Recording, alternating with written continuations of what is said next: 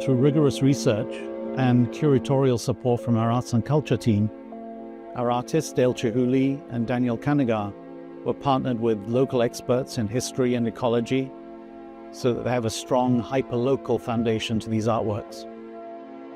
This links us back to the land, and it links us back to the people, and it links us back to our ecosystem, and allows us to really appreciate the offering that the land and the richness of the land and its people. The concept of the work actually just started initially with a word, shuttle, which had a double meaning.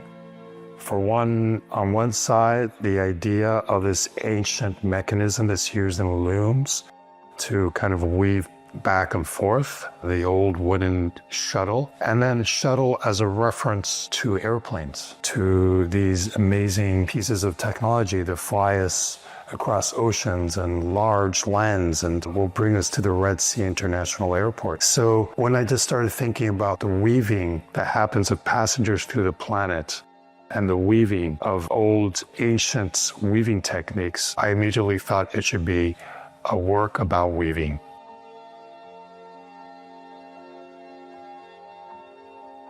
I guess if you're thinking of the Red Sea, you have the sea anemone and the coral that are kind of low, and then you've got the seagrass that gets a little bit taller and higher, and you have some fish that are even higher. So it's bringing your eyes to the ground, moving up to the sky or where the water would be. We have things in the pipeline that are incredibly exciting and will deliver art to the world in a way that is unexpected and going to be very exciting. We can't wait to bring those to you. We really want to make sure that we're telling the story so that when people either arrive or leave, that they're carrying something that's profound and important.